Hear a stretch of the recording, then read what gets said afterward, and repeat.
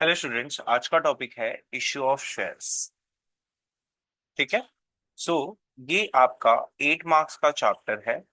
8 marks के लिए exam में क्वेश्चन पूछते हैं, इसके साथ ऑप्शन भी है। बट अब हम देख रहे हैं कि इश्यू ऑफ शेयर्स को कैसे सॉल्व करना है। तो शेयर्स का मतलब होता है स्मॉलेस्ट यूनिट। ठीक है। एकदम smallest unit, small unit of capital आप कह सकते हो, ऑफ अ कंपनी। ठीक है। तो कंपनी के कैपिटल को डिवाइड करते हैं एकदम स्मॉलेस्ट यूनिट में, उसको कहते हैं शेयर्स। शेयर्स दो तरह के होते हैं। एक होगा आपका इक्विटी शेयर्स, दूसरा होता है आपका प्रेफरेंस शेयर्स। ठीक है। शेयर्स को कंपनी इशू करती है ईदर एट पार। इसका मतलब होता है 10 रुपीज की फेस वैल्यू है जिसको कंपनी ने इशू किया 10 रुपीज के मार्केट प्राइस पर।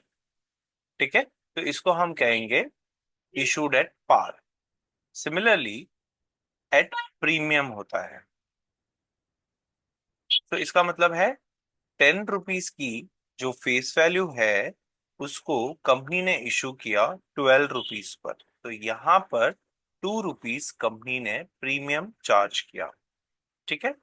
सो कंपनी जब भी शेयर्स को इशू करती है तो जो भी फेस वैल्यू पे इशू करेगी वो कंपनी एक साथ पूरा पैसा नहीं लेगी। फॉर एग्जाम्पल, हम मान लेते हैं कंपनी ने at par shares of rupees 10 issue किया। ठीक है। सो ये जो 10 रुपए का स्प्लिट है ये आपको आएगा एप्लीकेशन के फॉर्म में, अलॉटमेंट के फॉर्म में, फर्स्ट कॉल के फॉर्म में, सेकेंड एंड फाइनल कॉल के फॉर्म में। ठीक है। सो एप्लीकेशन की आपको दो एंट्री आती है, एप्लीकेशन की दो एंट्री होगी। सिमिलरली अलॉटमेंट की दो जर्नल एंट्री होगी। फर्स्ट एंड फाइनल कॉल की भी दो दो जर्नल एंट्री होगी। ठीक है। सो एक एक करके देखते हैं जर्नल एंट्री कैसे होगी। सो सबसे पहले एप्लीकेशन। सो एप्लीकेशन की दो एंट्री क्या होगी? तो सबसे पहली एंट्री होगी बैंक अकाउंट डेबिट, बिकॉज पैसे आ रहे हैं, टू इक्विटी शेयर एप्लीकेशन।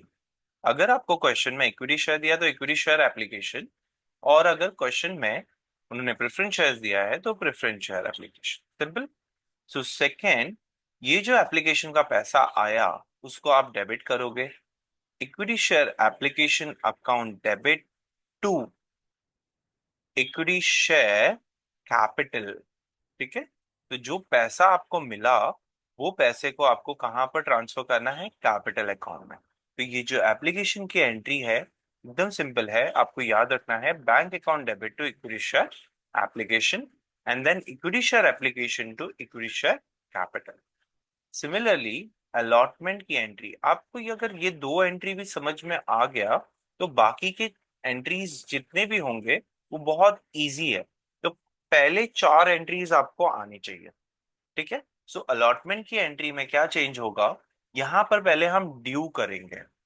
तो equity share allotment account debit to equity share capital. तो पहले हमने क्या किया? पहले हमने अलॉटमेंट ड्यू की एंट्री पास की एंड देन हमें पेमेंट आएगा। मतलब आप इक्विटी शेयर होल्डर को बता रहे हो कि हमने आपको शेयर्स अलॉट किए हुए हैं, आप हमें अलॉटमेंट का पैसा दे दीजिए। सो पैसा आएगा तो bank account debit to equity share allotment account. ठीक है। सो ये बहुत बेसिक एंट्री है। अगर आपको ये एंट्रीज आ गया, ये जो चार एंट्रीज है ये आ गया, तो ये पूरा चैप्टर आपके लिए बहुत सिंपल हो जाता है। आपको केवल ये चार एंट्रीज याद रखनी है। ठीक है। तो बाकी के दो एंट्रीज बहुत सिंपल हो जाते हैं, जैसे कि फर्स्ट कॉल है। तो फर्स्ट कॉल अलॉटमेंट जैसा ही है, खाली क्या चेंज होगा?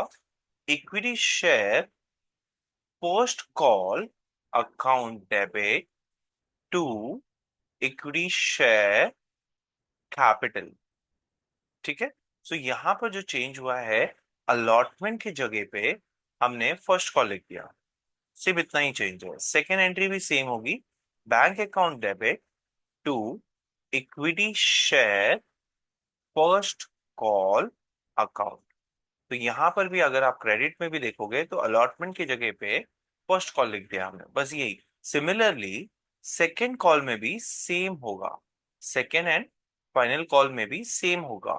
यहाँ पर फर्स्ट कॉल की जगह पे हम सेकेंड एंड फाइनल कॉल लिखेंगे, एंड क्रेडिट में भी फर्स्ट कॉल की जगह पे हम सेकेंड एंड फाइनल कॉल। सो इसलिए मैंने आपको बोला था कि आपको ये चार एंट्रीज आपको याद करनी है। ठीक है स्टूडेंट्स।